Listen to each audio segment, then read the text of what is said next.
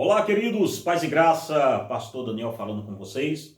Irmãos, nós estamos nessa é uma jornada já, né? Uns 3 vídeos, né? Então, e provavelmente vá para o quarto. Então, nós estamos numa jornada sobre TDAH. Se você perdeu os vídeos, está aqui na descrição do vídeo, aqui na descrição desse vídeo aqui embaixo, sobre os outros 2 vídeos. Se você está vendo esse pela primeira vez, caiu aqui de paraquedas no canal, já se inscreve no canal, né? Não fica aí de fora, porque todo sábado a nossa escola de família ela tá a todo vapor aqui, todo sábado às 20 horas.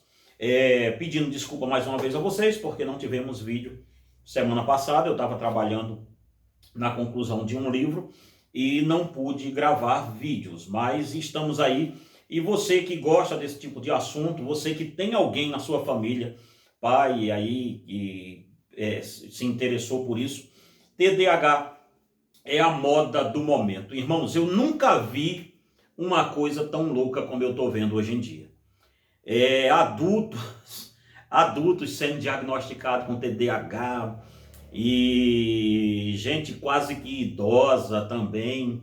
Outro dia eu encontrei uma mulher da minha idade, um rapaz da minha idade, 44 anos, 44 eu tenho também, dizendo, eu fui diagnosticado com TDAH, o médico me passou uns remédios, eu tô tomando. Eu falei, não, esses remédios é meio relativo, né? Meio paliativo esse trem aí.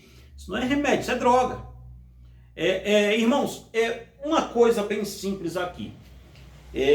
Nós lutamos contra a legalização das drogas. Tem um vídeo que a gente ia fazer sobre legalização das drogas, um estudo bem amplo, grande, e eu tive dificuldade, lembra, Débora, de colocar esse vídeo no ar, né? Justamente pelo tanto de drogas, fármacos, que os crentes usam. Vai desde Xanax, metafetamina, tudo isso a cantalhada usa. Então como é que eu faço para dizer que a gente é contra a legalização das drogas se os crentes tudo usam droga? Mas a gente usa drogas lícitas. Mas o primeiro nome já está dizendo que é droga. Fica bem complicado isso. Você entende? Então, vamos alinhar o discurso, gente. Vamos alinhar o discurso e vamos calçar a cara e entender que alguma coisa de podre está tendo no reino da Dinamarca. Mas antes da gente falar sobre, não é TDAH. Às vezes, outras coisas que você deve observar na sua criança para primeiro chegar a essa ideia de TDAH. Minha criança está ficando irritadiça demais, tal, como dizem, hiperativa. Minha criança está desatenta na escola, tal. Vamos discutir isso tudo aqui hoje. Mas antes da discussão, de novo, vou falar com você, se você viu o vídeo aí no meio da semana, vamos repetir a dose para você, uma viagem chamada casamento. E eu vou também colocar para você sair direitinho, tá? 7 pecados capitais de um casal, dos casais. Observações, descubra os 7 erros que levam um casamento ao fracasso.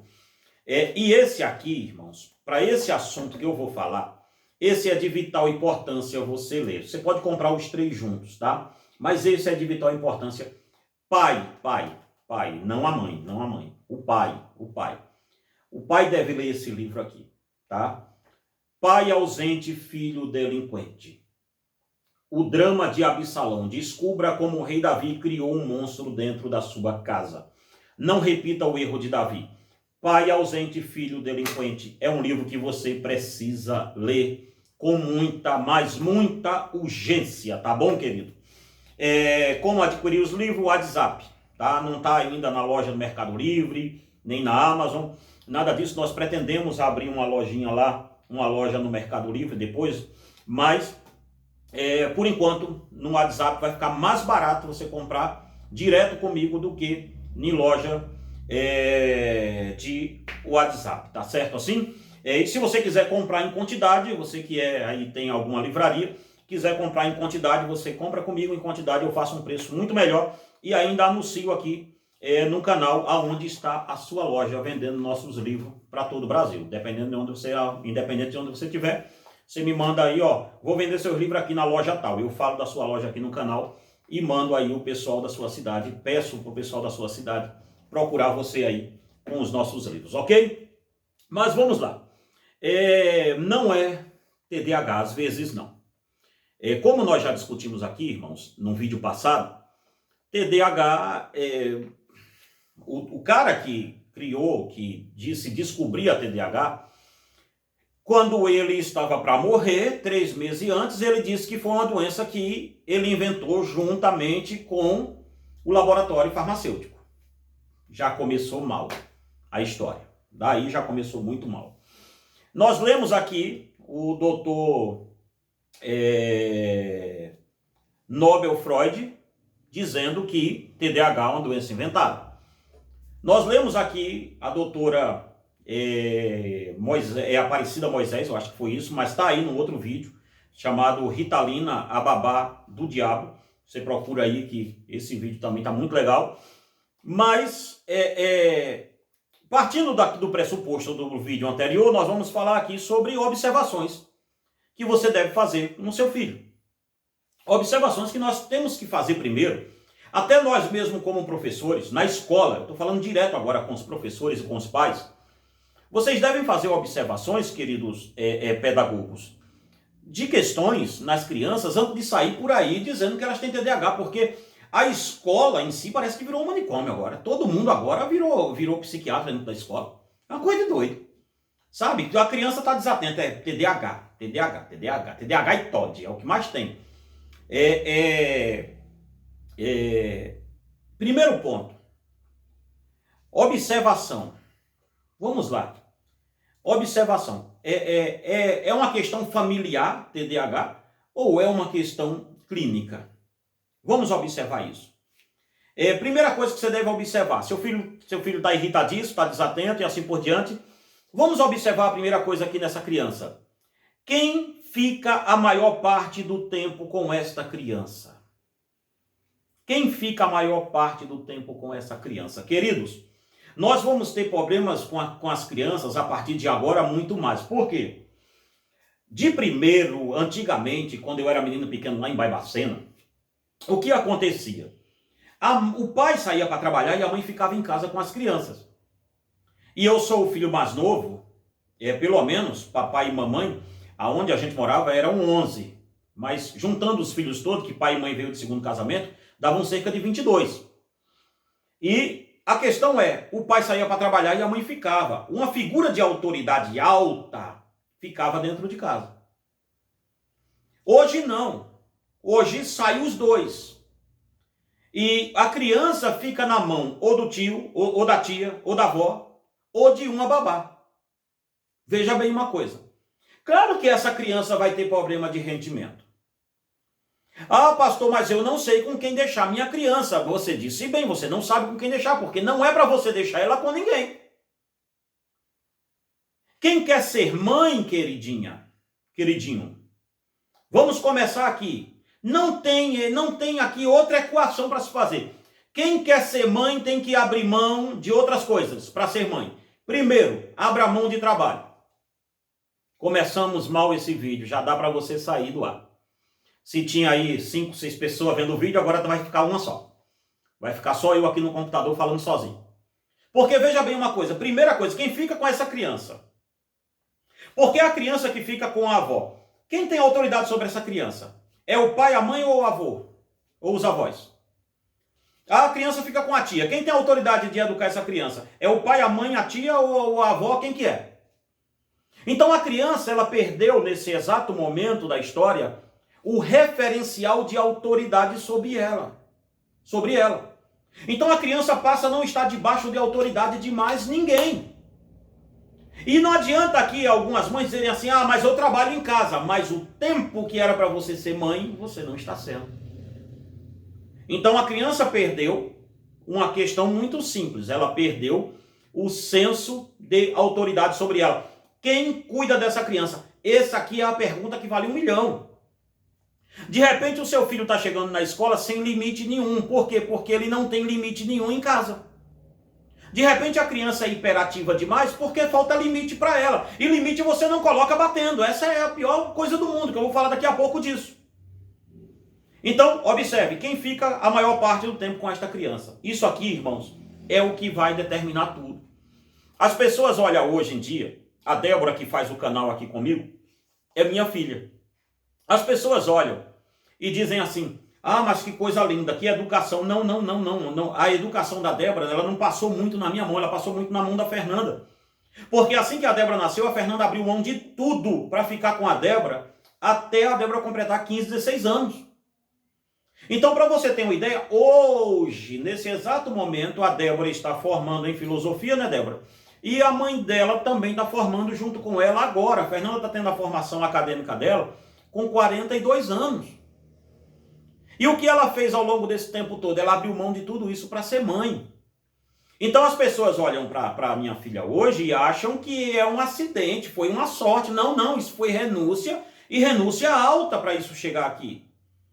Então não é assim, gente. Não é você achar que, eu vou colocar e vou trabalhar o máximo que der. Sabe uma coisa ridícula que os pais da minha idade falam? Eu vou trabalhar para dar tudo ao meu filho que eu não tive. E tira do teu filho uma coisa que você teve muito bem, que é a mãe. Você teve uma mãe presente. E aí quando você cai nessa filosofia tosca e feminista, eu vou ter que trabalhar porque eu não vou depender de homem. Então não casa, meu Deus do céu. Se você não quer depender de ninguém, não casa. É simples, a matemática, fica solteira, não é pecado não. Mas também não tenha filho para ir jogando na mão de avó, para ir jogando na mão de outras pessoas, para daqui a pouco você está dizendo, olha, meu filho, aí você vai fazer o quê? Aí a pessoa diz na escola, a criança tem TDAH. Aí você vai no neuro, o neuro diz, olha, só tem uma coisa para dar, toma Ritalina na criança ou qualquer outro remédio desse tipo aí. E aí você vai dopando uma criança que às vezes ele só queria a mãe perto e o pai. Só isso. Então, primeiro ponto, observe bem isso. Segunda observação, aconteceu alguma ruptura no lar dessa criança? Perda do pai ou da mãe, ou algum ente que ele amava? Gente, às vezes a criança está passando, dentro de casa, por um processo de luto. Perdeu uma avó, perdeu um tio que amava, perdeu uma mãe. Meu Deus do céu, claro que essa criança vai ficar desatenta, gente. Cabe ao pedagogo, e cabe aqui aos pais, cabe também uma comunicação de mão dupla aqui dos pais com a escola. Olha, ele perdeu alguém que amava. Eu já tive casos aqui de crianças que perdeu o cachorro e não sabia como fazia depois. Porque era um companheiro, filho único, e o cachorrinho que tinha era um companheiro e o cachorrinho morreu. Então veja bem uma coisa, a gente tem que observar, gente, porque nós estamos mexendo com psicologia e com alma dos infantes, dos miúdos, dos pequenos. Então nós temos que tomar muito cuidado com isso, porque são almas nós estamos moldando o caráter de pessoas miúdas que quando crescerem vão ser adultos, e vão ser adultos sérios. Então observe bem isso, perda do pai ou da mãe ou de algum ente querido que ele amava. Terceira coisa, quanto tempo esta criança fica com outras crianças fora do ambiente da escola? Por que eu estou dizendo isso? Porque as crianças hoje, primeiro, olha a ruptura que a gente perdeu. Os pais levavam os filhos na escola. Eles acordavam, iam conversando com os filhos e buscavam os filhos na escola. Hoje nós passamos esse aporte de levar e buscar para as vans.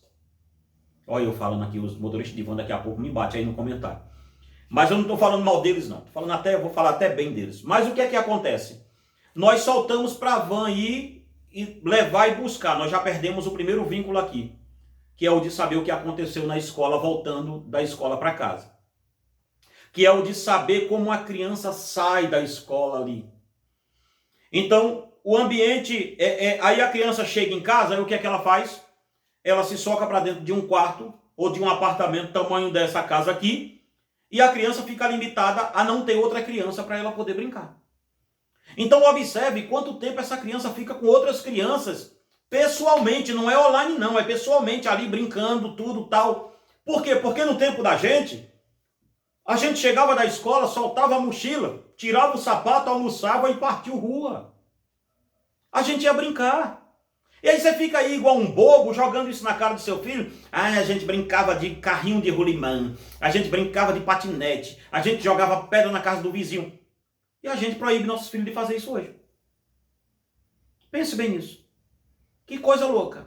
Claro que essa criança trancada dentro de uma casa, batendo com a cara na parede, claro que essa criança vai ficar sem imaginação. E vai chegar em uma escola e quando abrir um livro, ela vai ficar lá olhando para o livro e voando.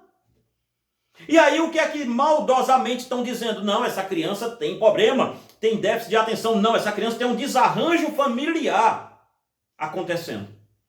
E esse desarranjo não é na sua família só não. Esse desarranjo é na família de todo mundo. Por isso que você está vendo que TDAH é quase que uma coqueluche, é quase que um Covid-2. Isso está pegando. Vai, virou uma questão de saúde pública esse negócio. Um outro sim, vamos lá, para a gente ir antecipando aqui, que já vai fazer 16 minutos, né, que a gente está por aí. Vamos lá. Os pais dessa criança se divorciaram. Essa é uma observação que você tem que fazer. Você que é pedagogo, você que é profissional de saúde, de área mental, tudo. Gente, cara, só é você pesquisar um pouquinho da vida da criança antes de sair por aí, tá galerando, balangando o beiço, dizendo que a criança tem TDAH. Um pouquinho só de boa vontade para trabalhar com um aluno, meu Deus do céu, que é que vai matar ninguém não. Por que então não pega a criança e chama o pai ou a mãe da criança assim, olha, seu filho está passando isso. Tem alguma coisa acontecendo com ele demais, tal, não sei o quê? Mas não, já vai logo dizendo, olha, seu filho não está prestando atenção nas matérias da escola. Talvez ele tenha TDAH. Vamos mandá-lo para um neuro. Vamos mandá-lo para um psiquiatra. Meu Deus do céu, quem tem que psiquiatra é vocês. Que não faz uma observação tão simples dessa, gente. Isso aqui é coisa simples, é coisa básica de se fazer em uma criança. Quando você pega uma criança, você tem que observar a criança. Ela não vai pedir socorro a você dizendo socorro, não. Ela vai pedir socorro justamente nessas coisas menores aqui, nessa coisa pequena. Então observe se divorciaram os pais, realmente, rendimento de criança que o pai se divorcia na escola, ele cai. Isso é fato. Ah, meu pai do céu. Quinto, você bate no seu filho para restabelecer a sua autoridade? Aí é que tá. Eu estou falando direto com os pais aqui que gostam de bater em filho. É 20 anos, você tem, Débora. Vai fazer 21 em agosto, né? Né? Débora vai fazer 21 anos em agosto. Eu nunca bati na Débora, para você ter uma ideia. Nunca. Mas assim, já ameacei muitas vezes, mas nunca bati. Nunca bati. Por quê? Porque eu tinha um entendimento. A vara, a astúcia está no coração da criança, mas a vara na mão livrará a criança de envergonhar a mãe. A vara ali, querido, não é bater nem espancar só não. Vara ali está no sinônimo de autoridade. Quando você bate em uma criança, vamos começar por um adulto, quando você bate em um adulto, quando você briga de soco com um adulto, é porque toda a convergência de diálogo acabou. Então não se tem mais autoridade nem respeito de ambas as partes ali para ninguém. Quando você bate no seu filho, você não está restabelecendo autoridade, não. Você só está mostrando a ele que a sua autoridade acabou e você precisa usar a força, porque hoje você tem mais força do que ele, mas vai chegar uma hora que você não tem mais. E aí, o que é que você faz? Vai chegar uma hora que essa criança vai completar 15, 16 anos, vai ficar bem mais forte, bem mais robusto que você. Como é que você vai fazer? Você vai bater nele para apanhar? Quando você bate em uma criança, você só está dizendo a ela que acabou toda e qualquer autoridade que você tinha sobre ele. Então você está usando a força bruta, a força nua, aquilo mais primitivo que a gente tem para restabelecer uma autoridade. Então crianças que apanham, geralmente eles têm problemas sérios na escola e na vida. Crianças que apanham, eles vão reproduzir porque eles não podem bater num pai ou na mãe que está batendo nele, e aí o que ele faz? Ele reproduz essa violência na escola. Ele vai começar a bater nos coleguinhas. Ele vai começar a não ter vai ter problema de respeitar outras pessoas que não podem bater nele para restabelecer o respeito. Então você vê na escola a criança que desafia professor, criança que desafia adulto, criança que bate outra criança, tudo isso pode ter certeza, pode levar que é um desajuste feio familiar acontecendo. tem um desajuste grande familiar acontecendo, porque quando um pai pega um filho pequeno e bate, ele só está dizendo ao filho, acabou toda e qualquer autoridade que eu tinha sobre você. Eu vou ter que usar a força física para estabelecer essa autoridade. E aí, quando você usa a força física para estabelecer uma autoridade, é porque a autoridade não vai ser reestabelecida. Sabe por quê? Porque não existe mais uma coisa ali chamada temor e nem respeito. Você perdeu tudo. Então, observe se essa criança, se você anda batendo nessa criança. Porque se você anda batendo nessa criança com regularidade, com certeza ela vai ter problema na escola. Vai ter problema de desajuste. Ou é imperativa, bate em outras crianças, ou é desligada demais. Mas isso não tem a ver com remédio. Se você reajustar isso, essas coisas que eu estou dizendo aqui a você, reajustando isso, sua criança reajusta. Não tem para onde correr. Sexto ponto. Os pais dessa criança são agressivos um com o outro. Olha bem. Se os pais são agressivos um com o outro, a criança fica sem saber para que lado vai. O ambiente de uma casa, irmãos, queridos, o ambiente de uma casa, ele vai ditar tudo dos seus filhos. O ambiente de uma casa é um ambiente, tem que ser um ambiente seguro para uma criança andar dentro dela. Não pode ser um campo minado. Pai e mãe hostis um com o outro, geralmente vai gerar crianças hostis, meu Deus do céu. Não tem muito o que ver isso aqui. Isso aqui é uma ciência, isso aqui não tem muita coisa. Eu vou ser assim, talvez meu filho seja. Não, ele vai ser isso aqui. Ele vai ter problema mesmo de desajuste emocional. E veja bem uma coisa, tudo que eu estou falando aqui está relacionado à família. Um filho não gosta de... uma outra coisa aqui. Telas de celular. Nós estamos tendo um problema sério, porque criança de 5, 6, 7, 10 anos com celular de alta potencialidade na mão. Queridos, se tem uma coisa que quebra com a cognição da criança é tela. Crianças que mexem em tela, geralmente elas têm problemas de agressividade, elas têm problema de ansiedade, elas têm problemas depressivos, elas têm problema de toda essa ordem. E aí o que você faz? Pastor, mas aí eu vou regular, vou dizer que tantas horas. Não. Se teu filho tem entre 3 a 10 anos, sabe quantas horas ele tem que ficar no celular? Nem meia, nem 10 minutos. Nada de tela nele. Nada de tela. Depois de 10 anos, se você quiser colocar ali um videogame para ele jogar junto com você, videogame em tela grande, coloca. Mas em celular assim, pequenininho, não dá não. Sai disso aí. Por quê? Porque você vai criar uma bomba relógio. Então observa quanto tempo seu filho fica. Meu Deus, a gente está enchendo essas crianças de remédio, gente, quando a responsabilidade é nossa. Nós estamos dopando esses pobres dessas crianças, quando na realidade a culpa é toda nossa, que é pai e mãe. Não tem outro culpado. Você que é pai, você que é mãe, e está enchendo o seu filho de metanfetinato, eu tenho um recado para lhe dizer. A culpa dos seus filhos está assim, é única e exclusivamente sua. Não tem outro culpado. Não é doença, é desarranjo familiar. Vocês estão destruindo com os seus filhos. E como além de destruir com tudo isso que eu estou dizendo aqui, ainda estão destruindo com remédio, que é pior. Se ninguém tem coragem de dizer que a culpa é dos pais, nessa internet eu tenho. O que está acontecendo com as nossas crianças é pai e mãe desajustado. Estão desajustando o futuro dessas crianças todas. Então observe, volte o vídeo depois, veja e reveja. Venha aqui embaixo, me critique se você tiver coragem. Faça isso. Faça isso. Enquanto houver esse desarranjo familiar, os consultórios de psiquiatra, psicólogo e tantos outros aí vai estar lotado, abarrotado. Vocês vão estar enchendo, enricando esse pessoal. Porque a coisa poderia ser de outro jeito.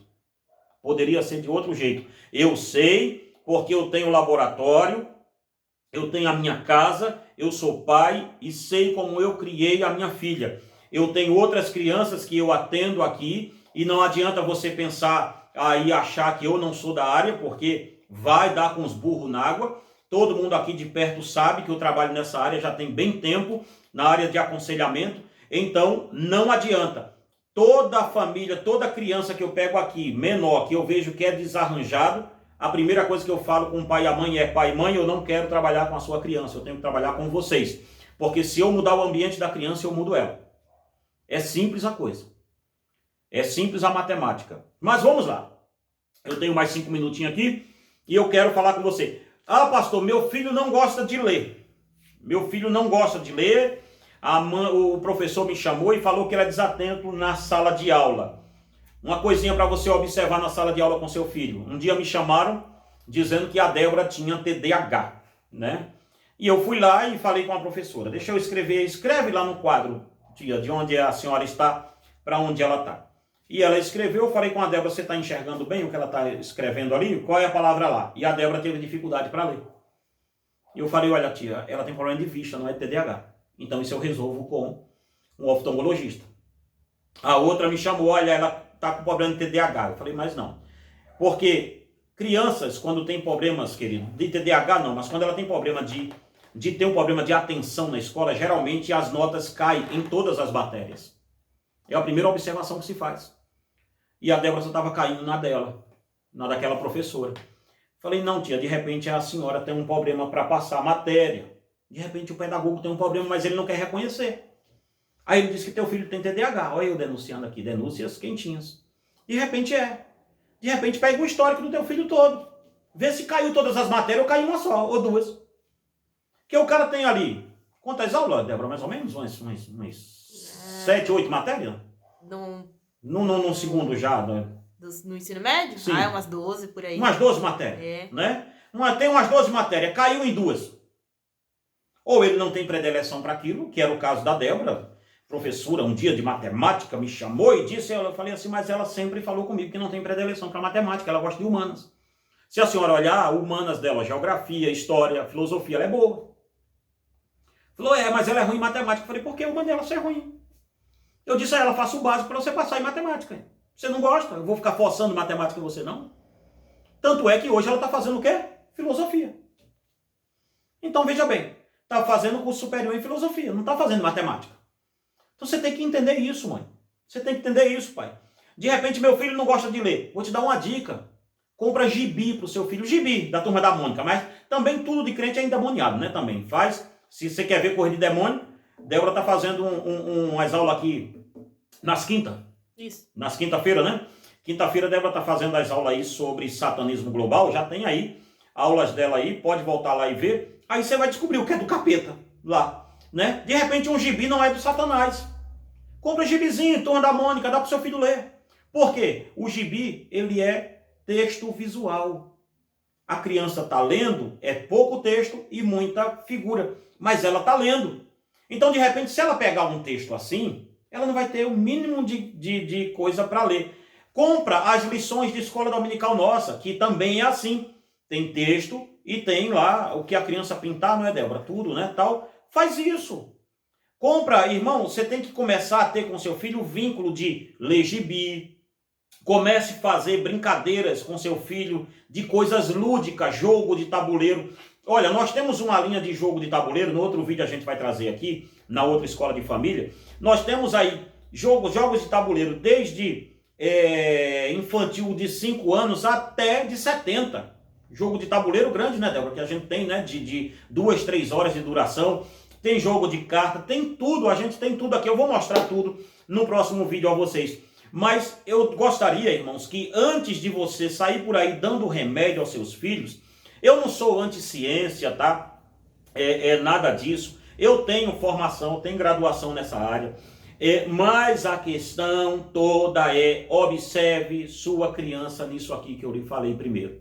Não saia por aí enfiando remédio no seu filho antes de reconhecer aonde é que eu tenho que mudar. Se você quer um atendimento familiar também, fique sabendo das condições. Meu WhatsApp está aí embaixo também. Aonde você adquire os livros é aonde você fala comigo também, se quiser um atendimento familiar. Para todo o Brasil a gente faz atendimento aqui via videoconferência, tá ok? E também tem aí o Pix nosso, você querendo nos ajudar para comprar mais iluminação para o canal e assim por diante. Faça isso em nome de Jesus. Que Deus em Cristo te abençoe e te guarde em nome de Jesus.